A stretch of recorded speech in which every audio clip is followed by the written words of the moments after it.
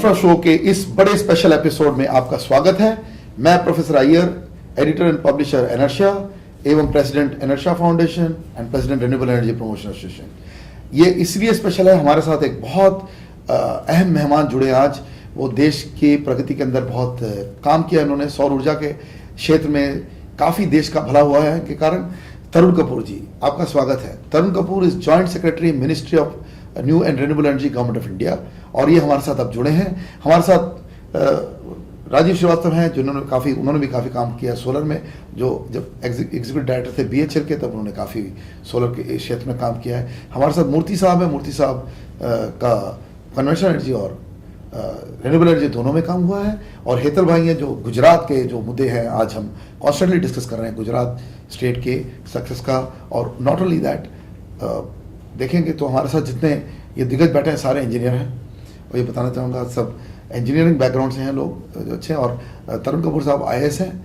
Welcome Tarun Kapoor sahab to this show on renewable energy, this particular episode, जिसमें आपसे solar की भी काफ़ी बातें करेंगे। लेकिन पहले हम ये आपसे समझना चाहेंगे कि जो ये रिन्यूएबल पोर्टफोलियो है इस वक्त तकरीबन 2 फिगर्स हैं हमारे पास। 240 गीगावाट की फिगर है। सेंट्रल स्टैटिस्टिक ऑर्गेनाइजेशन की जो फिगर है वो कहती है 240 गीगावाट पहुंच चुके हैं। मिनिस्ट्री ऑफ पावर की जो हमने डाटा देखा वो 228।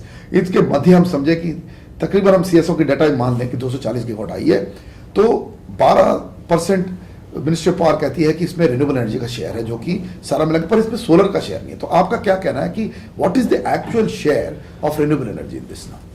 In terms of installed capacity अभी लगभग 13% है। हाँ जी, रिन्यूएबल एनर्जी का। रिन्यूएबल एनर्जी में हम लार्ज हाइड्रो शामिल नहीं कर रहे, राइट। तो और यदि हम एनर्जी की टर्म्स में लें तो लगभग 6% है। अच्छा, जो पावर जनरेशन के एंगल से हम देखें। हाँ, क्योंकि इसमें इंस्टॉल कैपेसिटी ना देखें और पावर जनरेटेड देखें। हाँ जी, क्योंकि जो रिन्यूएबल है सोलर और विंड पर्टिकुलरली, इनमें PLF कम होता है, 20% के करीब होता है। राइट। तो जो एक्चुअल जनरेशन है वो थोड़ी कम होती है। सो एनर्जी के टर्म्स में 6% लगभग है। सो सर, ये दर्शक देख रहे हैं जो आम आदमी के समझने के लिए कि लोग बोलेंगे कि 17% आपने इंस्टॉल कैपेसिटी दिखाई पर 6% आया, पर इसको हम कैसे क्लियर करें एक आम आदमी को कि इसमें रिन्यूएबल का क्या बेनिफिट है? देखिए, कार्बन फ्री एनर्जी है, वो तो हम लोग सब जान रहे हैं। तो how do we explain to a common man who is watching this show, the infra show, कि इसमें बेनिफिट है, हमको उसमें पैसे डालने चाहिए, देश को उस पर काम करना चाहिए। इसको तो आप अच्छी तरह समझा सकते हैं इसको। हमको ये देखना है कि हमारे देश में क्या सस्टेन कर सकता है, बिल्कुल। क्या ऐसा सोर्स है जिससे हम लॉन्ग टर्म अपने देश को एनर्जी प्रोवाइड कर सकते हैं। तो जहां तक फॉसिल फ्यूल्स की बात है, पेट्रोलियम हम जानते हैं कि हमारे देश में है नहीं, बिल्कुल इंपोर्ट करते हैं। हमारा इंपोर्ट बिल पेट्रोलियम की वजह से ही हमारे बैलेंस ऑफ पेमेंट सब खराब हुई है। हाँ जी। और कोल, जिसके हम हमारे इंडिया के लिए बोलते हैं 5th लार्जेस्ट रिजर्व्स, कभी उससे भी ज्यादा बोलते हैं, और ये बोलते हैं 200 साल तक चलेगा कोयला जितना हमारे देश में है। परंतु आज स्थिति ये आ गई है कि 20 से 30% कोल इंपोर्ट हो रहा है, जो पावर प्रोजेक्ट्स में यूज हो रहा है। बिल्कुल बिल्कुल। और ये कहा जा रहा है कि 2030 तक ये सिचुएशन आ जाएगी कि India will become the largest importer of coal. और यदि यही ट्रेंड रहा तो एक टाइम 2050 तक ये सिचुएशन आ जाएगी कि बाकी कोई कंट्री नजदीक ही नहीं होगा, इतने ज्यादा इंपोर्ट्स कोल के इंडिया को चाहिए होंगे। हाँ, लेकिन इसका पैसा कहां से आएगा? सो क्या ये हम सस्टेन कर पाएंगे? क्या इसके लिए फॉरेन एक्सचेंज हम दे पाएंगे? और ये तो एक एस्पेक्ट हो गया। हाँ जी। अब दूसरा एस्पेक्ट है क्लाइमेट का, बिल्कुल, पोल्यूशन का। तो क्या ये देश, जिसकी इतनी पॉपुलेशन है, इतने ज्यादा एमिशंस यदि इस देश में होंगे, कोल बर्निंग हम करेंगे, इससे जो आज कर रहे हैं उससे डबल कर देंगे, ट्रिपल कर देंगे, 4 गुना कर देंगे, तो पोल्यूशन लेवल्स क्या होंगे? और दूसरी ओर हम देखते हैं रिन्यूएबल। अब रिन्यूएबल का हाल ये है कि इंडिया में जो पोटेंशियल है वो इतना अधिक है। यदि आप एक ही सोर्स ले लें, सोलर ले लें, तो केवल 2-3 स्टेट्स में इतना पोटेंशियल है कि आप 5-6 लाख मेगावाट जनरेट कर सकते हैं, पूरे इंडिया की रिक्वायरमेंट पूरी कर सकते हैं। तो थोड़ा सर आप बताएंगे ये कौन से स्टेट हैं, क्योंकि ये भी हमको दर्शकों को बताना चाहिए कि जिसके पास ज्यादा, जैसे हर स्टेट के पास वेरियस स्रोत हैं ऊर्जा के, जैसे अरुणाचल में इतना हाइड्रो पड़ा हुआ है। तो इसी तरह से आपसे हम समझना चाहेंगे कि ये कौन से स्टेट हैं जो ज्यादा पोटेंशियल वाले हैं, क्योंकि ये ABC एनालिसिस तो होगी इसमें। जो जहां तक सोलर रेडिएशन का सवाल है, हाँ जी, तो सोलर रेडिएशन तो पूरे देश में है। बिल्कुल। अब उसमें कुछ जगह ज्यादा है, कुछ जगह कम है। हाँ जी। जो वेस्टर्न पार्ट इंडिया का है, जिसमें राजस्थान, गुजरात, कुछ पार्ट आंध्रा का आ जाता है, और अभी मध्य प्रदेश का भी कुछ पार्ट ऐसा है यहाँ पे सोलर रेडिएशन बहुत अच्छा है। और एक और क्षेत्र हमारे पास ऐसा है जहाँ सोलर रेडिएशन बहुत ज्यादा है, वो है Ladakh. Because of the table top land, because of various reasons, और हिमाचल का कुछ स्पीति का एरिया है, राइट। सो ये सारे एरियाज हैं जहाँ रेडिएशन बहुत ज्यादा है और सनी डेज अधिक हैं, राइट। यानी कि कम से कम 300 दिन या 320 दिन साल में ऐसे रहते हैं, 330 दिन ऐसे रहते हैं जबकि सोलर रेडिएशन पर्याप्त रहती है जनरेशन के लिए। अब इसके बाद जो मेन इंपॉर्टेंट एस्पेक्ट है वो ये है लैंड अवेलेबिलिटी। क्या भूमि उपलब्ध है और कम दाम पे उपलब्ध है? Waste land. हम ऐसी लैंड नहीं यूज करना चाहते जिसमें कोई क्रॉप हो सकती है, बिल्कुल। और हम ऐसी लैंड भी नहीं यूज करना चाहते जिसकी ज्यादा वैल्यू है, राइट। सो ऐसी लैंड कहाँ उपलब्ध है? तो ये राजस्थान में बहुत उपलब्ध है, इवन मध्य प्रदेश में बहुत ऐसी भूमि उपलब्ध है, आंध्रा में भी है, गुजरात में है, कच्छ एरिया में बहुत ऐसी भूमि उपलब्ध है। और यदि अगर हम पहुंच जाएं लद्दाख और ये कोल्ड डेजर्ट्स में, तो वहां तो बहुत अधिक मात्रा में भूमि उपलब्ध है जिसका कोई उपयोग नहीं हो रहा, जहां कुछ उगता नहीं है, वहां पे केवल ट्रांसमिशन एक इश्यू है। बिल्कुल। तो इन सब बातों को यदि देखें तो इन्हीं राज्यों को अगर हम टोटल करेंगे तो केवल लद्दाख में 1 लाख मेगावाट हो जाएगा। लद्दाख में आप कह रहे हैं 1 लाख मेगावाट हो जाएगा, राजस्थान में 3-4 लाख मेगावाट हो जाएगा, ऐसे गुजरात के कच्छ इलाके में 2-3 मेगावाट तो हो ही जाएगा, 2-3 लाख मेगावाट हो जाएगा। तो इस प्रकार ये कुछ क्षेत्र ऐसे हैं जहां पे बहुत हम अधिक मात्रा में सोलर विद्युत का उत्पादन कर सकते हैं। वैसे विंड की बात है, सो विंड का पोटेंशियल जो हमने ऑफिशियली असेस किया है, पहले हम 49,000 मेगावाट्स बोलते थे, अब तो काफी, फिर अब हम 1 लाख बोलने लग गए, ऑफिशियल फिगर है। और कुछ असेसमेंट्स जो इंडिपेंडेंट असेसमेंट्स हैं वो 12 लाख मेगावाट भी बोलती हैं, 8 लाख भी बोलती हैं, और वो डिपेंड करता है आप कितनी विंड वेलोसिटी पे जनरेशन करने को तैयार हैं, लो विंड रिजीम में भी जनरेशन करने को तैयार हैं या नहीं तैयार हैं, और आप थोड़ी हाइट पे ले जाना चाहते हैं, अपने हब मास्ट की हाइट बढ़ाने को तैयार हैं, तो जनरेशन अधिक पॉसिबल हो जाती है विंड में भी। सो केवल ये विंड और सोलर ले लें तो हमारा पोटेंशियल अपार हो जाता है, जितना हमको चाहिए उससे अधिक हो जाता है। और अगर सोलर में हम रूफटॉप भी कवर करते हैं, हाँ, ये बड़ा इंपॉर्टेंट सवाल है कि सर आप रूफटॉप देखिए, लैंड बैंक की आपने इशू बताई, तो जिन स्टेट में लैंड लॉक्ड है, जैसे महाराष्ट्र है या कोई स्टेट है जहां पर लैंड की काफी बहुत बड़ी इशू, वेस्ट बंगाल है, हाँ, तो यहां पर रूफटॉप को क्यों नहीं हम बहुत तूल दे? हाँ, रूफटॉप की अब हम प्रमोशन अब कर रहे हैं, उस सेक्टर को अब हम टैप कर रहे हैं, और रूफटॉप का अगर हम पोटेंशियल की बात करें तो वो पोटेंशियल भी लाखों में पहुंच जाता है। नहीं, इसमें मैं मिनिस्टर से कहना चाहूंगा सर, ये रूफटॉप की पॉलिसी, ये बड़ी विडंबना है कि मैं कोई अच्छी पॉलिसी देख नहीं रहा हूं, कोई पूर्ण रूप से कोई क्लैरिटी नहीं है इसके अंदर। इसमें क्योंकि जो ज्यादा इशू है वो केवल हमारी पॉलिसी, मिनिस्ट्री की पॉलिसी का नहीं है, ज्यादा रेगुलेटरी इश्यूज हैं, और स्टेट रेगुलेटर्स को इसमें ऑर्डर्स इशू करने हैं, और लगभग काफी सारे रेगुलेटर्स ने ऑर्डर ऑलरेडी इशू कर दिए। अच्छा, फोरम ऑफ रेगुलेटर कितने स्टेट ने सर, आपके हिसाब से, आपके नजर में कितने स्टेट, अब हमारे 30 स्टेट हो गए, उल्टा एक और आ गया है, तो ये उनको छोड़ दीजिए, नया स्टेट आया, जो एग्जिस्टिंग स्टेट है उसमें कितने स्टेट ने, ये रेगुलेटर्स ने मतलब they have come up with a solar rooftop policy, clear policy which can be commercialised? See, regulators are not coming up with policies. All we need is a regulation from them which allows grid connectivity at low voltages, distributed generation की connectivity grid के साथ allow करें। Right, grid integration of this distributed. हाँ, integration भी खैर बाद में आएगी, वो तो तब आएगी जब पावर ग्रिड में जाने लगेगी। कनेक्टिविटी, आज तो केवल कनेक्टिविटी की बात है, ताकि सरप्लस पावर ग्रिड में फ्लो कर सके। राइट, उसमें ये डिफाइन करना होता है कि किस वोल्टेज पे कितना बड़ा पावर प्लांट किस वोल्टेज पे कनेक्ट करना अलाउ किया जाएगा। दूसरी बात ये आ जाती है कि जो पावर ग्रिड में जाएगी उसको क्या नेट मीटरिंग होगी या उसका फीड इन टैरिफ होगा, उसका किस दाम पे, किस अमाउंट पे उसको क्रेडिट मिलेगा, ताकि जो पावर डालता है उसको कैसे बेनिफिट मिलेगा।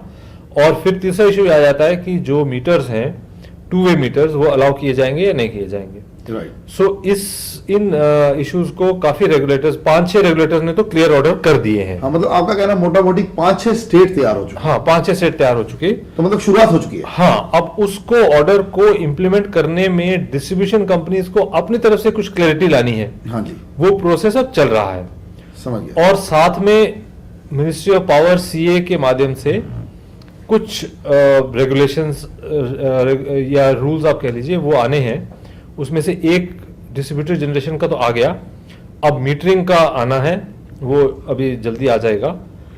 और हमारी तरफ से, हमारी मिनिस्ट्री की तरफ से तो हम 30% सब्सिडी देते हैं जो भी सोलर की इंस्टॉलेशन लगती है। उसमें हमने एक अमेंडमेंट कर दी थी जिसमें हमने जो ग्रिड को कनेक्ट होते हैं उसको भी ये सब्सिडी जारी रहेगी, केवल ऑफ ग्रिड को नहीं मिलेगी। ये अमेंडमेंट हम कर चुके, सो 30% सब्सिडी हमारी तरफ से अवेलेबल है, हमारी स्कीम में अमेंडमेट हो गई। बिल्कुल सर। इसमें थोड़ा सा आपको मैं रोकना चाहूंगा। इसमें एक क्रिटिसिज्म आई है सर, हमने रिसर्च करी है कि स्टेट की जो नोडल एजेंसी है वो इन्हीं सब्सिडीज को, वो सब्सिडी पहुंचती नहीं है आदमी के पास, या पैसे पहुंचते नहीं है, वो इस तरह के कंप्लेंट आ रहे हैं। हाँ, वो कंप्लेंट कुछ जगह होंगे क्योंकि गवर्नमेंट प्रोसेस में कई बार थोड़ा समय ज्यादा लग जाता है। हाँ। और कई अब क्योंकि डिमांड भी अधिक हो रही है, ये टेक ऑफ कर रही हैं ये स्कीम्स, तो कई बार बजट की कमी भी रहती है, तो उस वजह से भी डिले हो जाती है। परंतु उसको हम सॉर्ट आउट करेंगे उसको, ताकि मतलब ये आप एश्योरेंस देना चाह रहे हैं यहाँ पर कि ये लंबे तौर पे ये नहीं रहेगा। हाँ। लंबे तौर पे सॉल्व हो जाएगा। हाँ, सॉल्व हो जाएगा। और इसमें आप लोग इसमें मुहिम ले रहे हैं और लीडरशिप ले रहे हैं। हाँ। इसके अंदर और धीरे धीरे सब्सिडी की आवश्यकता भी नहीं रहेगी। हाँ बिल्कुल, क्योंकि आज प्राइसिंग में आ गई। हाँ, टैरिफ ऐसा हो गया है कि सोलर यदि आप लगाते हैं तो सोलर का पूरा सिस्टम इंस्टॉल करके लगभग 80 रुपए या 90 रुपए वॉट पड़ता है बिना बैटरी के। हाँ जी। बैटरी वाला सिस्टम थोड़ा महंगा होता है और वो वन टाइम इन्वेस्टमेंट है और वो 25 साल चलता है। सो यदि कोई लोन लेके भी लगा रहा है तो उसको वो कॉस्ट ऑफ जनरेशन जो है वो 8-9 रुपए किलोवाट आवर पड़ती है। यदि हमारी सब्सिडी उसमें डाल दें तो वो रिड्यूस होके 6 रुपए 6.5 रुपए पे आ जाती है। और कमर्शियल टैरिफ्स तो आजकल ज्यादा स्टेट्स में इससे ज्यादा हैं ही नहीं। अभी डोमेस्टिक टैरिफ महाराष्ट्र में हमने खुद निकाला है, 7 रुपए 31 पैसे है सब हाउस में, वो भी Maharashtra state electricity distribution company ने। हाँ। इसलिए 20% रिडक्शन किया। हाँ। क्योंकि वो सारा पकड़ा गया अभी। हाँ। हम लोगों ने लिखा है नर्शा ने, तो ये आप बिल्कुल सही कह रहे हैं कि वहां ही टैरिफ ज्यादा है, सोलर से ज्यादा है। हाँ। तो सीधा सीधा सोलर लगाने की बात आ गई है। हाँ, तो सोलर लगाना फिर फायदेमंद है। हाँ जी, भले ही वो 6-7 घंटे आपको बिजली दे। हाँ, बिना बैटरी 6-7 घंटे बिना बैटरी बैकअप के देगा। हाँ। लेकिन जो फिर ये ग्रिड इंटरफेस वाला सिस्टम है, तो उसमें अगर आपकी जनरेशन दिन को ज्यादा है तो आप ग्रिड में डाल देंगे, शाम को आपको ग्रिड से मिल जाएगी। बिल्कुल, आप बैंकिंग कर रहे हैं। बिल्कुल। सो वो अरेंजमेंट जो है, उस अरेंजमेंट में यदि मान लीजिए एक हाउस होल्ड है, हाँ जी, वो अपने घर में 3 किलोवाट लगा लेता है, 3 किलोवाट का सिस्टम लगा लेता है। हाँ जी। और 1 किलोवाट जो है वो लगभग 5 यूनिट एक दिन में जनरेट करता है। तो 3 किलोवाट लगा दिया तो 15 यूनिट रोज की वो जनरेट करेगा। और 30 दिन लगा लीजिए तो वो ऑटोमेटिकली कितने हो गए, 30 इंटू 15, सो 30 इंटू 15 हो गए 450। 450 यूनिट विद्युत की जनरेशन कर देगा वो एक महीने में। सो उसका लगभग एक एवरेज हाउस होल्ड की कंजम्पशन पावर की इतनी ही होती है। सो लगभग उसका बिल जो है सेल्फ सफिशिएंट तो हो जाएगा। लगभग उसका जो बिल है वो बिल्कुल माइनर्स में आ जाएगा। या और कुछ ना हो तो कम से कम जो अपर स्लैब है जहां पे टैरिफ बढ़ जाता है, हाँ जी, हाँ जी, वो तो नॉक ऑफ हो जाएगा। हाँ बिल्कुल। सो वो उस कैटेगरी में चला जाएगा जहां मिनिमम कंजम्पशन जाते हैं। हाँ, तो इस पे मैं अभी आप ही की बात लेके एक मैं श्रीवास्तव साहब को, क्योंकि बैंकिंग इश्यूज के ऊपर इन्वॉल्व है, कि जो तरुण कपूर साहब ने इतना क्लैरिटी से बताया कि मिनिस्ट्री काम करी, तो हम तो बोलेंगे कि यही एक मंत्रालय है जो हम तो बड़ा ओपनली फ्रैंकली बात कर रहे हैं इसके ऊपर कि हम मिनिस्ट्री ऑफ पावर से बिल्कुल खुश नहीं है, जो इस प्रोग्राम को हम पूरी तरह से चला, लेकिन हम बड़े खुश हैं कि एमएनआरई में जो काम हुआ है, we are very happy with what they have done. तो मैं ये पूछना चाहता हूं, क्या हम किसी प्रकार से ये जो लोन है, क्योंकि हम ये एफआईटी ये बैसाखी को दे रहे हैं लोगों को, सर ये थोड़ा सा इनको पूछना चाहूंगा, ये बैसाखी की क्या जरूरत है? डायरेक्ट टैरिफ जो रिडक्शन हो रहा है, इसमें आप लो इंटरेस्ट लोन्स क्यों नहीं कर रहे हैं इस देश में? हम 6-7% पे हम लोन क्यों नहीं दे रहे हैं? क्योंकि आपने तो सभी बैंकर्स के साथ डील किया हुआ इस मुद्दे पर। एवरेज बैंक का जो कॉस्ट आता है of money which is about 6.5%, तो अगर उनका आप एक स्प्रेड लगाइए तो it will be over and above 6.5%, 8-9%, 10%। पर ये है ना कि रिजर्व बैंक के वो डिक्लेयर्ड रेट्स हैं। आप जो कन्वेंशनल पावर को आप दे रहे हैं, वो आप वर्किंग कैपिटल से लेकर हर चीज आप 14-15% पे आज मिल रहा है एवरेज, ठीक है। किसी को 12-13 मिल रहा है, लेकिन एवरेज 14-15% पे आपको मिल रहा है। तो why not promoting renewable energy? आप कुछ ऐसा प्लान लाइए जिससे कि ultimately through the RBI process we say okay for 5 years और there is a moratorium, let's say 7 years हम ये करेंगे, हम दूसरी पैसा क्यों दे रहे हैं? हम क्यों नहीं डायरेक्टली उसको बेनिफिट देते? हम डायरेक्ट बेनिफिट की बात कर रहे हैं, encourage the entrepreneur to go towards this green energy. हम ये टैरिफ रिलेटेड क्यों हम उसको मूव कर रहे हैं जो वेस्टर्न कंट्रीज ने मूव किया? बहुत बड़ा फेलियर है। एक टैरिफ रिलेटेड का एक फायदा ये होता है that whenever you go for a tariff as compared with other kind of subsidies, उससे एक इंसेंटिव मिलता है कि आप अपने प्लांट को running and up and about रखते हैं। तो टैरिफ की अपनी एक अहमियत है। और दूसरा आप जो कह रहे हैं कि इसको एक प्रायोरिटी सेक्टर लेंडिंग का स्टेटस मिलना चाहिए। बिल्कुल, देखिए पावर आपकी जो कंपेटिटिव प्राइसिंग पे ली जाए, ठीक है, जो आपका आ रहा है बेस्ट, उस मतलब सोलर की कैटेगरी में compete करे कि लोएस्ट बिड, जो रिवर्स बिडिंग में भी अभी प्राइसेस आई हैं। लेकिन जब फंडिंग की जाए, चाहे मैन्युफैक्चरिंग की फंडिंग करे, चाहे उसकी वर्किंग कैपिटल की फंडिंग करे, चाहे प्रोजेक्ट की फंडिंग करे, तो उसका आप समानांतर एक पॉलिसी क्यों नहीं ला सकता देश? इसमें कौन सी विडंबना है? मेरे को तो कोई नहीं विडंबना लग रही। चलो इसी बात पे हम एक छोटा सा ब्रेक लेंगे इस वक्त और जारी रहेगी ये डिस्कशन हमारे अहम गेस्ट के साथ सोलर के ऊपर और रिन्यूएबल एनर्जी के ऊपर, क्योंकि ये बड़ा अहम सवाल है देश के लिए कि हम जिसको गैर पारंपरिक ऊर्जा बोलते हैं वही पारंपरिक ऊर्जा, ये अक्षय ऊर्जा, ये देश को बचा सकती है, सस्टेनेबिलिटी ला सकती है, जैसा कपूर साहब ने कहा। मैं आपके साथ प्रोफेसर अय्यर इस ब्रेक के बाद हाजिर होऊंगा। These are the top 10 smartest cities in the world according to the wonderful site coexist.com. Number 10, Barcelona. The city is a pioneer in smart city and low carbon solutions. Number 9 is Hong Kong. It's been a leader in the use and adoption of smart cards, which are already used by millions of residents for services like public transit, library access, building access, shopping, and car parks. Number 8, Copenhagen. The city has committed to carbon neutrality by 2025, and 40% of its citizens regularly commute via bicycle. Berlin is 7th and is testing out vehicle-to-grid technologies in the hopes of creating a virtual power plant from electric vehicles. Tokyo is the 6th smartest city in the world and will create a smart town in the suburbs in partnership with major industry. Number 5 is London, and it scored relatively high across the board. It's been well recognized for some of its sustainability innovations, like its congestion tax and its robust transit system.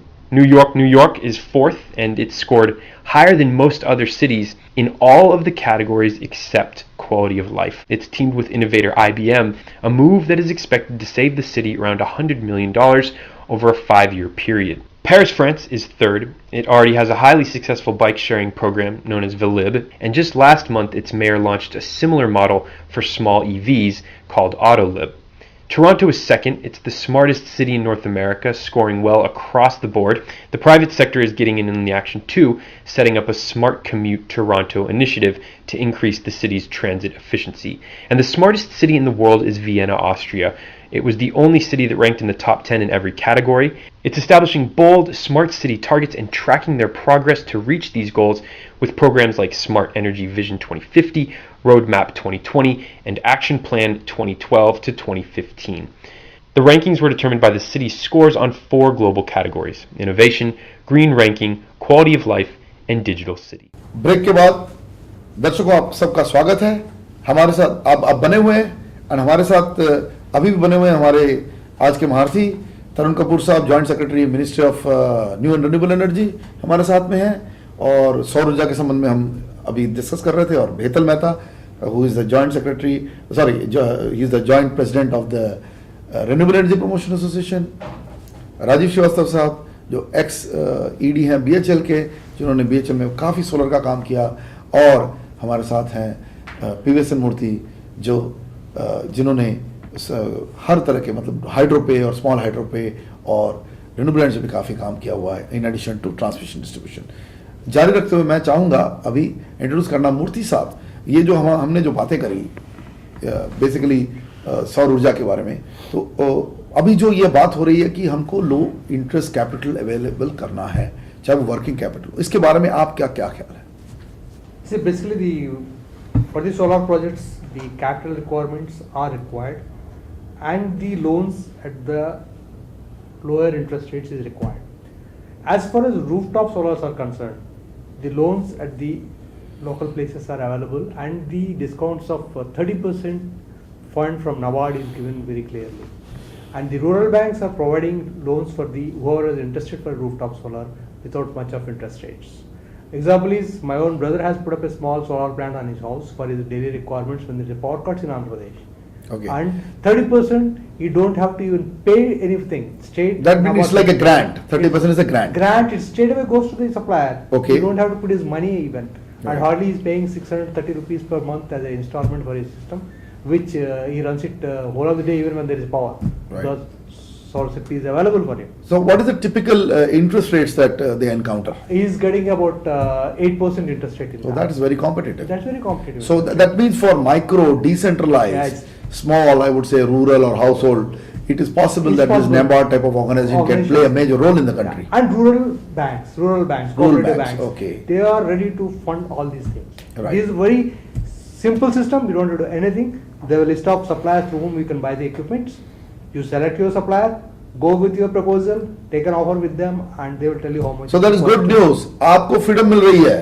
मैं दर्शकों कहना चाहूंगा कि इधर मूर्ति साहब ने जो बताया और पहले कपूर साहब भी इसके बारे में थोड़ा कह रहे थे, हमें समझ में आ रही है कि डिसेंट्रलाइज एनर्जी, डिसेंट्रलाइज रूफटॉप मतलब पावर आपके हाथ में आएगी. अगर आप खुद करना चाहते हैं तो लोन जरूर लो रेट इंटरेस्ट रेट पे मिल रहा है और ये नेबार्ड का एक एग्जांपल अभी सामने आया. मेरे ख्याल से इस तरह का एग्जांपल अब फ्यूचर में आएंगे. मेहता साहब, गुजरात में क्या इस तरह का कुछ एक्सपेरिमेंट है? गुजरात में तो अब हमने वो 214 मेगावाट का चारंका सोलर पार्क देखा, अब वो 270 मेगावाट का हो रहा है. हम समझ रहे थे अभी गुजरात में, पिछले 2 हफ्ते पहले हम बात कर रहे थे, और वो 500 मेगावाट का बनेगा. एक तरफ इस तरह के बड़े मॉडल, बड़े सक्सेसफुल मॉडल, क्योंकि उसमें भी 30 से 40 पार्टियों ने एक साथ काम किया है और वो सारे प्लांट में से रिजल्ट मिली है. अलग अलग टेक्नोलॉजी, एक तरह का मतलब बोलते हैं एशिया का सबसे बड़ा म्यूजियम है, सबसे बड़ा पार्क है एक तरह का, इस तरह का ये भी सक्सेसफुल है. और दूसरी तरफ हम ये रूफटॉप्स की बात कर रहे हैं, डिसेंट्रलाइज.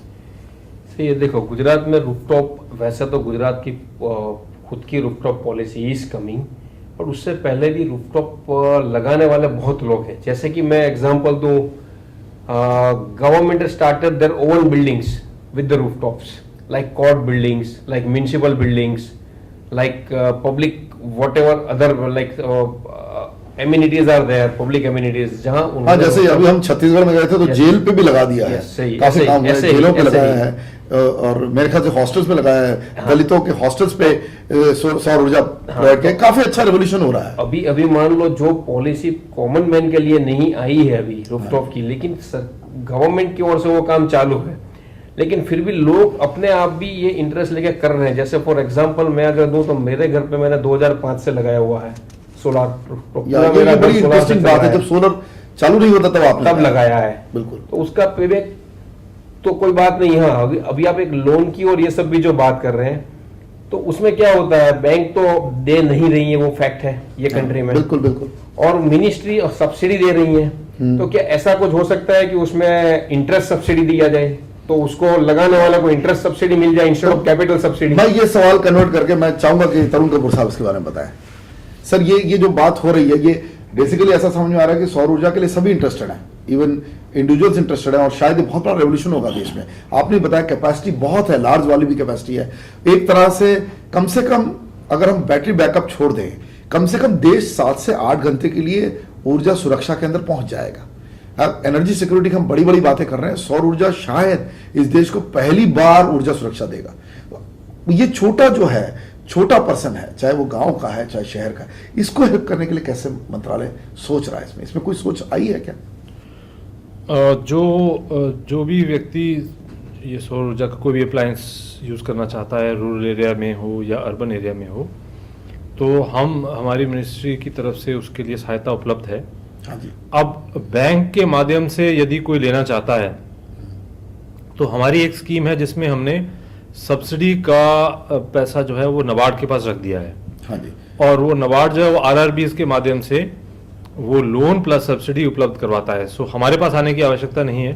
उनके पास पैकेज ही है, बंडल ही है. हाँ, बंडल पैकेज है. हाँ जी. जिसमें कोई यदि वहां जाएगा तो उसमें सब्सिडी भी ज्यादा है, और जगह 30 है, इसमें 40% है. अच्छा. स्मॉल सिस्टम लाइट्स में 250 वॉट्स तक. हाँ. तो वो यानी कि छोटा सिस्टम, यानी कि 2 लाइटें 3 लाइटें 4 लाइटें, उस टाइप का जो सिस्टम लगाएगा उसमें 40% सब्सिडी है.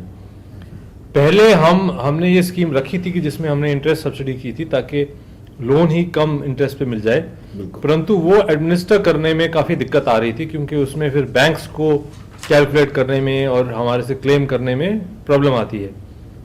तो ये जो हमारी स्कीम है, ये भी एक किस्म से जो बेनिफिशियरी है उसको वैसे ही पड़ जाती है, क्योंकि उसने यदि मान लीजिए किसी ने एक लोन लिया 20,000 रुपये का या 50,000 रुपये का, तो जो उसकी हर महीने जो उसको किस्त चुकानी है, वो सब्सिडी उससे काट के अमाउंट जो बनता है वो ही उसको चुकाना है। बिल्कुल। सो वो एक इम्पैक्ट उसके ऊपर वैसा ही है जैसे कि कम इंटरेस्ट पे उसने लोन लिया हो। हाँ। इम्पैक्ट उस व्यक्ति के लिए वैसे ही बन जाता है, लेकिन बैंक्स के लिए एडमिनिस्टर करने के लिए ये कैपिटल सब्सिडी वाला मॉडल बेटर है, क्योंकि उसमें उनको एक सब्सिडी अकाउंट देखना है और एक अपना लोन अकाउंट चलाना है जो वो अपने नॉर्मल अकाउंट को चलाते हैं। सो उनको मैनेज करना ईजी पड़ रहा है। ये जो स्कीम है, ये हमारी स्कीम लगभग 1.5-2 वर्ष पहले शुरू हुई थी, लेकिन उसको टेक ऑफ करने में थोड़ा समय लगा। अब ये टेक ऑफ कर गई। अब ये यूपी में, आंध्रा में, कुछ क्षेत्र बिहार के हैं वहाँ पर, और अभी JNK हम लोग गए थे, वहाँ भी चल पड़ी है। सो काफ़ी अच्छा इसका रिस्पॉन्स आ रहा है। अभी ये सेम चीज़ हम एक्सटेंड करने जा रहे हैं सोलर वाटर हीटर्स के लिए, और वो नेशनल हाउसिंग बैंक के माध्यम से। और यदि कोई हाउसिंग का लोन लेता है उनकी किसी स्कीम में, तो उसमें ये सोलर वाटर हीटर साथ में आएगा।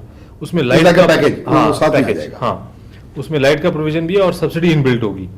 तो इसका मतलब ये है कि जो व्यक्ति ले रहा है लोन, उसको कहीं दो जगह जाने की आवश्यकता नहीं। जो उसका हाउसिंग लोन है उसी में ही सोलर का जो कंपोनेंट है वो साथ में आ जाएगा, सब्सिडी भी बिल्ट इन आ जाएगी, और वो अपने घर में उसको बिल्कुल कम दाम पे लगा सकता है।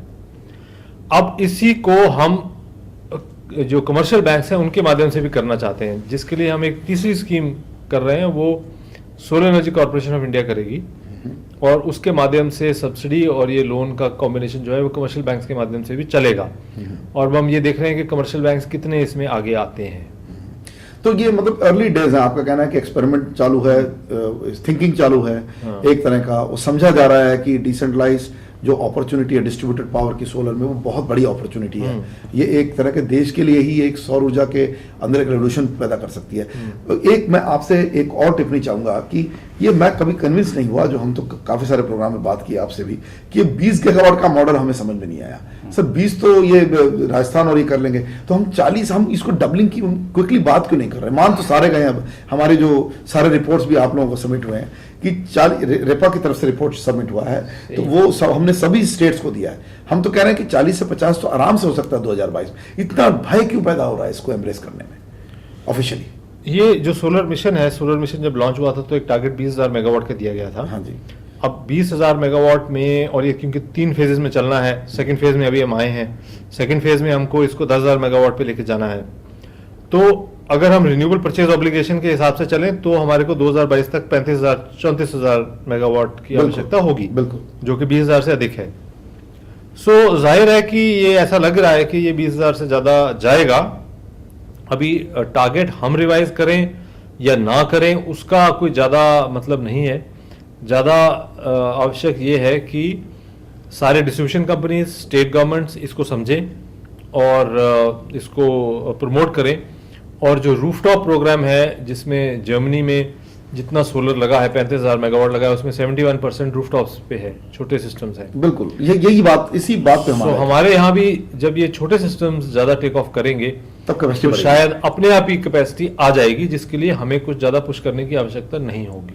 नहीं, लेकिन इसमें एक थोड़ा फर्क है सर। जर्मनी की बात हुई तो हमने स्टडी किया था ये मॉडल को, और हमारे भी जर्मन रिप्रेजेंटेटिव जो रेपा के बैठे हैं वहाँ, है ना, उन्होंने खुद अपने घर पे रूफटॉप लगाया। तो बेसिकली ये पता लगाया गया कि एज आपकी, जो अगर एज आप क्लोज टू 60 जा रहे हैं, तो सोशल सिक्योरिटी जो इंश्योरेंस है वो बंडल्ड है आपके रूफटॉप पॉलिसी के साथ। यहां पर कुछ इस तरह की इनोवेटिव सोच नहीं आ रही है। नहीं, जर्मनी में खैर उन्होंने जो शुरू करा, उन्होंने तो ये करा कि भी आप सोलर लगाएंगे तो आपकी इनकम बढ़ेगी। नहीं, अभी जो रिसेंट है ये सोशल सिक्योरिटी से लिंक, सोशल सिक्योरिटी से भी लिंक किया, टोटली इंश्योरेंस से लिंक कर दिया। हाँ, सो काफी चीजों से उन्होंने मतलब काफी तरीके से प्रमोट किया है। हाँ जी। अब हमारे यहाँ भी अभी तक तो हमारा सब्सिडी मॉडल चला है, और साथ में कुछ स्टेटें अपनी तरफ से भी कुछ GBI वगैरह लाई हैं, तो कुछ हेल्प वो भी कर रहे हैं। हमारे यहाँ थोड़ा सा अभी शायद इसको समझना और प्रोपोगेट करना ज़्यादा आवश्यक है। सो आपको नहीं लग रहा सर मार्केटिंग बहुत कम हो रही है इन स्कीम्स के बारे में, जैसे हम आज डिस्कस कर रहे हैं, काफी कुछ दर्शकों को समझा रहे हैं आज आपके थ्रू, क्योंकि आप आए हैं और हमको ये आप सब scheme, but basically there is not much awareness created. मैं तो ये कहना चाहूंगा कि I don't see aggressive advertising from MNRE in good media, I don't see any education campaign. I'm not talking about only the mass media. I'm saying campaigns through constructive media जो आपकी message को आगे लेके जा सकती है, ये नहीं हो पा रहा। हाँ, ये शायद थोड़ी हमको पब्लिसिटी की इससे, मैं तो सेके की एड ही नहीं देखता हूँ। हाँ, एक तरह से मैं समझा रहा हूँ, अधिक आवश्यकता ये हम पूछ है। रहे हैं कहाँ है, कोई पॉलिसी नहीं है, कुछ नहीं है। तो जिसको एग्रेशन से आप जब समझाएंगे नहीं लोगों को, जैसे न्यूक्लियर समझाया नहीं जाएगा, न्यूक्लियर खिलाफ हो जाएंगे लोग।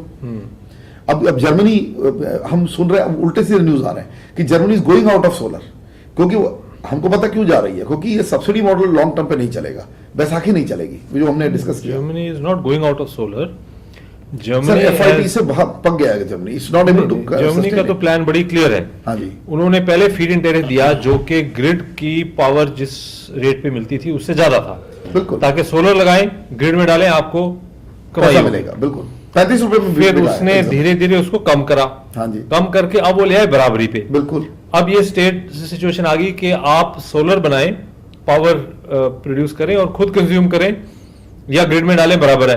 एक तो से आप एक समान है। हाँ, खुद कंज्यूम करना ज्यादा पसंद करते हैं। बिल्कुल, अब वो कहते हैं कि इसको हम और कम ले जाएंगे और स्टोरेज भी घर में कोई करे, मतलब सोलर पावर भी सस्ती हो रही है हाँ जी, अपने आप ही। हाँ जी, तो अब वो स्टेज आ जाएगी कि कोई व्यक्ति सोलर पावर जनरेट करे, स्टोर करे और खुद यूज करे, तो वो ग्रिड से जो पावर लेता है उससे तभी उसको सस्ती पड़ेगी। ये उनकी एम है।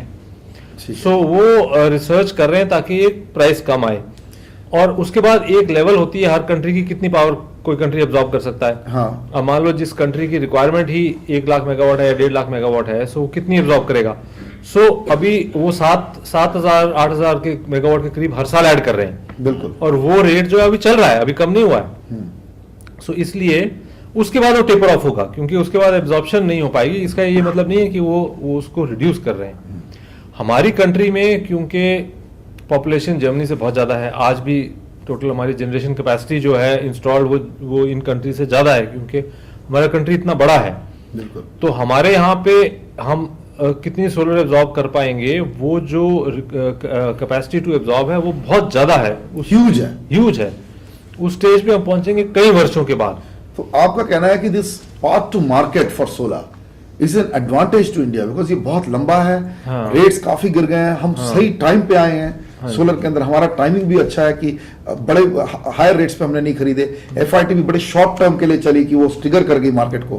तो आप ओवरऑल बोल रहे हैं कि सोलर में हमारा hopes, it's unlike the other renewables, काफी बढ़िया पोजीशन। बहुत, और सबसे अच्छी बात ये होती है कि ये गवर्नमेंट ड्रिवन नहीं रहेगा, ये पब्लिक ड्रिवन होगा। अब आगे जाके पब्लिक ड्रिवन हो जाएगा। बिल्कुल, बहुत क्योंकि बढ़िया बात मार्केट कही में आपने। जाए, आप सोलर लीजिए, आपको सस्ता लगता है और आपको एडवांटेज देता है, तो आप लीजिए, अपने रूफ पे लगाइए। You are not dependent on anyone, that's what we want ultimately. Right. एक इसमें मैं श्वासा साहब से एक बात पूछना चाहूंगा। अभी जैसे हम लोगों ने एक फाइंड आउट किया कि मुंबई के अंदर ही 3000 मेगावाट जो है वो रूफटॉप कैपेबिलिटी है, अर्बन रूफटॉप कैपेबिलिटी, लेकिन इसको इंटीग्रेट करने वाला कोई नहीं है, मतलब एस्कोस की कोई एग्जिस्टेंस नहीं है। मतलब इसमें भी आप ऐड कर सकते हैं पॉलिसी के बारे में। तो मैं देख रहा हूँ कि इस डायरेक्शन में जैसे डेवलपमेंट एजेंसी MMRDA हमारे यहाँ पर, अब यहाँ पर किस तरह की डेवलपमेंट, NCR में क्या है, NCR MMR एक ग्रेट एग्जाम्पल बन सकता है। NCR में भी 2500 मेगावाट है तकरीबन, और यहाँ पर लोग डीजल का पावर चला रहे हैं सब अपने। मैं तो देख रहा हूँ कि एक सीमेंस जैसी कंपनी अपनी बिल्डिंग गुड़गांव में उसमें डीजल से चला रही है। तो वो खुद जो पावर जनरेटिंग कंपनी है वो खुद डीजल कंज्यूम कर रही है, जो खुद दुनिया भर में रिन्यूएबल्स की बात कर रही है उसका ये हाल है। तो मतलब इस तरह की जो डायकोटोमी और जो विडंबनाएं हैं इसको कैसे रिमूव करेंगे हम, जबकि ये इतना कोई बड़ा रॉकेट साइंस नहीं है। ये रॉकेट साइंस भी नहीं है, और इसके अलावा आपके नोएडा में भी यही हाल है। नोएडा और दिल्ली में, एज इसके पहले वाले एक एपिसोड में हम लोग डिस्कस कर रहे थे कि ज्यादातर how do you cope with the energy shortage, you run a diesel generator absolutely, और यू अच्छा 19 रुपए, और you run an inverter which Right. again is a very वो भी वेस्टेज है क्योंकि you are consuming at the time when other types of power equipment are already conflict available. is a device. तो इसलिए तरुण जी ने जो पहले कहा था कि रूफटॉप हाँ जी, को एनकरेज करना, which means some bit of technical connectivity issues with the Right, grid. right. Therefore, the grid has to be made a it has to be a little bit more robust. robust. Introducing better metering, that means अभी तो unidirectional meters ही allowed है, तो bidirectional to allow a bidirectional meters, and thirdly, making the DISCOM in a position to be able to pay the consumer. Correct. Today, the DISCOMs are not able to pay the central utilities for the power. So how will they pay an individual consumer? Individual And how will he consumer. get the trust that this payment will come? Yes, so Or her. therefore, ultimately, it all boils down to a DISCOM Issue. reform. Once a DISCOM is reformed, technology issues, smart grids, smart metering will automatically start happening. And I think it's a major issue for उसकी वजह से एक bottleneck create हो रहा है rooftop में. May be Tarun ji might. Kapoor sahab, एक पूछना इसी संदर्भ में कि जो आरईसी की पॉलिसी निकली थी, इनिशियली तो सारा गंग हुआ, लेकिन अचानक कुछ चौपट होता नजर आ रहा है कि the renewable certificates are now, it's like tapering off, because I see one of the problem in this is the reduction of the cost of the solar installations, because अगर कोई स्टॉक मार्केट या कोई चीज ऐसी ली जाए जिसका continuous stock price high हो तो वो तो अट्रैक्टिव होगा. यहाँ फॉलिंग प्राइस में कौन इस तरह की चीज को लेगा? आरईसी की जो स्कीम है उसको कुछ अभी चेंज करना आवश्यक है. हाँ जी. क्योंकि आरईसी का जो कॉन्सेप्ट है वो मेरे विचार में इंडिया में बहुत ज़्यादा चलने वाला नहीं है. क्योंकि उसमें जो रिन्यूएबल परचेज ऑब्लिगेशन है वो उसको पूरा करने के लिए पावर खरीद सकते हैं. जो पावर नहीं खरीदता उसको आरईसी खरीदना पड़ता है. Right. ये इसका बेसिक कॉन्सेप्ट है.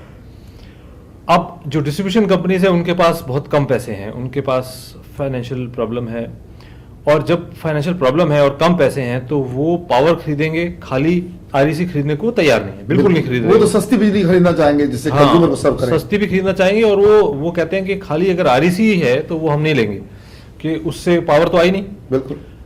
इसका मतलब ये हो गया कि भी REC will be used only as a penal kind of a provision. अगर मान लो रेगुलेटर स्ट्रिक्ट है, बेसिकली तो परचेस ऑब्लिगेशन अगर उसने फुलफिल नहीं करी तो पेनल्टी आएगी. पेनल्टी आई तो उससे वो- बचने के लिए ही लेगा. उसको बचने के लिए आरईसी लेगा, और आरईसी महंगा है तो वो फिर क्या करेगा कि वो बोलेगा मैं पावर ही ले लेता वो हूँ ताकि ज्यादा मुझे बचेगा. आरईसी ज्यादा ना लेना पड़े. बिल्कुल सही है. लेकिन वो भी तब होगा अगर रेगुलेटर उस पर सख्ती करेंगे. बिल्कुल. अभी सख्ती ज्यादा नहीं है. बट ये क्यों, ऐसा क्यों? रेगुलेटर को सख्ती करनी चाहिए. वो मौका तो अभी बहुत अच्छा है. शायद धीरे धीरे माहौल बनेगा. अभी हो रही है, एक दो केस ऐसे हो गए. हाँ जी. इसमें रेगुलेटर्स ने स्ट्रॉन्ग ऑर्डर्स पास करे हैं. एक जगह तो पर्सनल पेनल्टी भी लगाई है, किसी ऑफिसर के ऊपर पर्सनल पेनल्टी भी लगाई है. सो वो थोड़ा ट्रेंड वो आ रहा है. अब इसमें इंपॉर्टेंट चीज ये है कि जो आरईसी है, सोलर आरईसी पर्टिकुलरली, वो अभी उसका रेट बहुत ज्यादा है. वो इतना ज्यादा है कि सोलर पावर से भी उसका रेट ज्यादा है. सो उसमें शायद कुछ बदलाव की आवश्यकता है, और फिर ये भी देखने की आवश्यकता है कि आरईसी की मार्केट कितनी बड़ी हो सकती है, कितना हम एब्जॉर्ब कर सकते हैं. उससे ज़्यादा बड़ी मार्केट जो है वो सस्टेन करेगी नहीं. तो मेरा विचार तो ये है कि जो रिन्यूएबल परचेज ऑब्लिगेशन है वो 90% तो पावर खरीद के ही पूरा होगा, बिल्कुल. और लगभग 10% आप आरईसी के माध्यम से मान सकते हैं. उससे ज़्यादा आरईसी मार्केट एक्सपैंड होगी नहीं. तो क्या अभी वो फिर वही सवाल आ जाता है कि क्या अब हम पोर्टफोलियो ऑब्लिगेशन की बात करें, then all this kind of things, क्योंकि अब तो direct generator like for example NTPC में बड़ी अच्छी एक्सपेरिमेंट हुई थी कि वो 2% वाली बात जब हमने एनर्शा ने उठाई थी तो वो डीके जैन साहब के टाइम पे ये अंदर गया, और उसके बाद now 2% of their entire capacity. Basically ये बात हुई थी ऑक्सिलरी कंजम्पशन से कि थर्मल का ऑक्सिलरी कंजम्पशन 7% है, उतना तो वो सोलर ऑब्लिगेशन करें. हम तो बाकी रिन्यूएबल्स की बात नहीं कर रहे थे. बहुत बड़ा लैंड बैंक अवेलेबल है. इस तरह की चीज से कैपेसिटी एडिशन बहुत बड़ा होगा. उससे से आपका 10 से 15 या 20 गीगावाट भी हो सकता है. तो what I am overall trying to come to the point is कि हम ये जो हमारा टारगेट है 20 को, हम इतना घबराए बिना हम कहें कि पॉसिबिलिटी है. मंत्रालय की तरफ से आए कि चलो आप कमिट नहीं करना चाहते, लेकिन हम तो कह रहे हैं 20 बनाएंगे, लेकिन स्टेट्स और इस तरह की इनोवेटिव पॉलिसी में the potential is much larger. कम से कम ये तो रिकॉग्नाइज किया जाए. ऐसे मौके पे जब हम एक तरफ फेल हो रहे हैं, थर्मल तो हमारा बन ही नहीं रहा है, हाइड्रो हमारा कैपेसिटी चली गई है, तो ये एक statement of not hope but statement of potential तो हो. जो जनरेशन कंपनी है जैसे कि एनटीपीसी ले लीजिए. सो एनटीपीसी के पास कुछ जगह लैंड भी है और ट्रांसमिशन इंफ्रास्ट्रक्चर है. तो सर already- बहुत लैंड है सर. already देखिए plant विंध्याचल लगा हुआ है. सुपर थर्मल में मैं गया, हाँ. बहुत लैंड पड़ी है. इतनी लैंड पड़ी है आप सोच नहीं सकते. इनके रामगुंडम, विंध्याचल, हम कोरबा हम सारा ले रहे थे. इतनी पड़ी है कि उसी में 20 गीगावाट बना देगा आपका. One NTPC itself will make 20 gigawatt. Load नहीं करना उसको, कंपिटिटिव मॉडल से लाइए, प्राइवेट सेक्टर को इन्वॉल्व करिए, कितने सारा का सारा ऑब्लिगेशन आपका वहीं तैयार हो जाएगा। सो उसमें हम हमारे सुझाव तो ये है कि केवल एक काम करना है, वो ये है कि जो भी ये लार्ज जनरेटिंग कंपनीज हैं इनको ये अलाउ करना है हाँ कि जी। जो आप रिन्यूएबल जनरेट करेंगे हाँ जी, वो आप अपने एग्जिस्टिंग थर्मल के साथ बंडल करके बिल्कुल सही है। और टैरिफ में पास थ्रू ये पॉसिबल है। आपका पावर ट्रेडिंग रेट तैयार है, पावर ट्रेडिंग कॉर्पोरेशन तैयार है बंडल करके पैकेज को बेचने में। हाँ, जब वो तैयार है, हम एक्सचेंज तैयार है आपका पावर लेने के लिए, लेकिन एक्सचेंज बंडल नहीं कर पाएगा, बंडल ट्रेडिंग कंपनी करेगी। और ट्रेड बंडल अगर करने के लिए एनटीपीसी को अलाउ कर दिया जाए हाँ, तो वही खुद करेंगे, वो ट्रेडर बन जाएगा, वो खुद कर लेंगे और उसके बाद फिर वो सिर्फ उसको टैरिफ में पास थ्रू देना है। उनके पास तो ट्रेडिंग कंपनी भी है ना, लाइसेंस भी है। सो ये संभव है। तो ये जो लार्ज जनरेशन कंपनीज हैं जिनके पास इन्वेस्ट करने के लिए पैसा भी है, लैंड भी है, बिल्कुल। वो इमीडिएटली लगा सकते और इससे ट्रिगर एक और काम होगा जो हम आपसे रिक्वेस्ट कर रहे हैं इस प्रोग्राम में।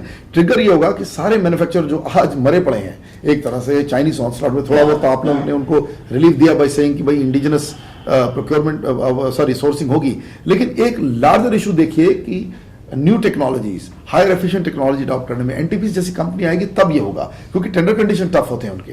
वो 21% की जो एफिशिएंसी वाले पैनल है वो ऑलरेडी इंडिया में अवेलेबल है, लेकिन इनको कोई जगह नहीं मिल रही है, लो एफिशिएंसी वाले पैनल बिक रहे हैं। तो आई थिंक कहीं ना कहीं एमएनआरई और एनटीपीसी, मतलब ये मैं जो बात कह रहा हूं, तो ये कहीं ना कहीं मिसिंग एलिमेंट है sir. I think gradually change आएगा, ऐसा नहीं है कि नहीं होगा। और मैन्युफैक्चरिंग, जहाँ तक मैन्युफैक्चरिंग की बात है, तो हमारे यहाँ पे मैन्युफैक्चरिंग जो ज़्यादा प्रभावित हुई वो हुई है सेल मैन्युफैक्चरिंग की फैक्ट्री। हाँ बिल्कुल, चाइना से धड़ल्ले से इम्पोर्ट हुए हैं। मॉड्यूल मैन्युफैक्चरिंग इंडिया में है, लगभग 2000 मेगावाट की कैपेसिटी है हर साल की, और सेल मैन्युफैक्चरिंग की लगभग 900-950 मेगावाट है हर साल की। एक साल में मैन्युफैक्चरिंग हो सकती है। तो जो सेल मैन्युफैक्चरर्स हैं वो लगभग ऑलमोस्ट उनकी फैक्ट्रीज बंद पड़ी हैं, टोटली बंद पड़ी हैं सर। मॉड्यूल मैन्युफैक्चरर्स का काम चल रहा है, हाँ, थोड़ा कम है, लेकिन चल रहा है। हाँ जी, और वो एक्सपोर्ट भी कर रहे हैं। बिल्कुल, सेल मैन्युफैक्चरर्स भी पहले एक्सपोर्ट करते थे, लेकिन जब इंटरनेशनल प्राइस क्रैश हो गया तो वो एक्सपोर्ट नहीं कर पा रहे। तो हमने अब ये प्रोविजन करा है कि डोमेस्टिक सेल यूज करना होगा कुछ हमारी स्कीम में, मतलब नहीं सारी स्कीम्स में नहीं है, केवल हमने जो अपनी एक प्रोक्योरमेंट करी है उसमें 375 मेगावाट्स में मैंडेटरी है, बिकॉज जिसमें बेसिकली आपका एफआईटी इन्वॉल्व है। हाँ, जिसमें हम एक वीजीएफ दे रहे हैं, वायबिलिटी का फंड दे रहे हैं। हाँ जी। तो उससे अब ये फैक्ट्रीज यदि प्रोड्यूस करने लग जाती हैं और वापस मार्केट में आ जाती हैं, तो फिर हम कुछ और स्कीम्स भी ऐसी लाएंगे, उनके लिए कुछ मार्केट मिलेगी, और धीरे धीरे जब वो मार्केट में आएंगे तो शायद अपने आप उनको मार्केट में उनका प्रोडक्ट जो है वो बिकने लग जाएगा। इंटरनेशनल मार्केट में भी दो चीज़ें हुई हैं। एक चीज़ तो ये हुई है कि जब ये डॉलर वर्सेस रुपी कुछ चेंज आया है तो इंडियन प्रोडक्ट अपने आप ही थोड़ा सा कॉम्पिटिटिव हो गया।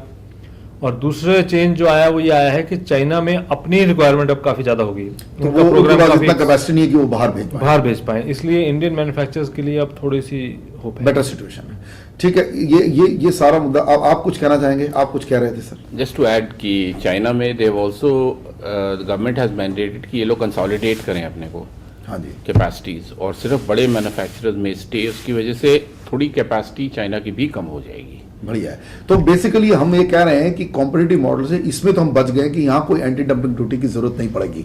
जिस तरह की हम थर्मल की बात कर रहे हैं, थर्मल का 70 गीगावाट इंपोर्ट हुआ, ये हम बाद में बात करेंगे। जो 4,20,000 करोड़ का देश का नुकसान हुआ उस पर हम थर्मल बात करें, लेकिन सोलर में आप कह रहे हैं कि इतना बड़ा कोई मुद्दा नहीं है, हम कम्पीट कर सकते हैं, हमारे मैन्युफैक्चरर्स कैपेबल हैं, और हमारा कोई टेक्नोलॉजिकल लैब भी कोई बड़ा नहीं है।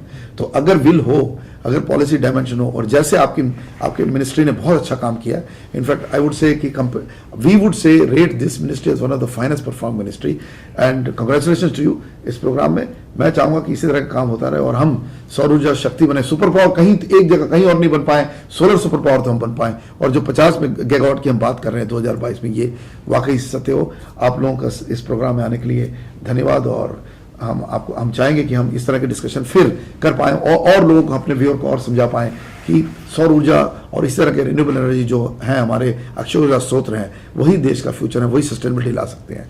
धन्यवाद आप सबको। फिर मिलेंगे आपको एनफ्रा शो में अगले एपिसोड में किसी और मुद्दे के साथ।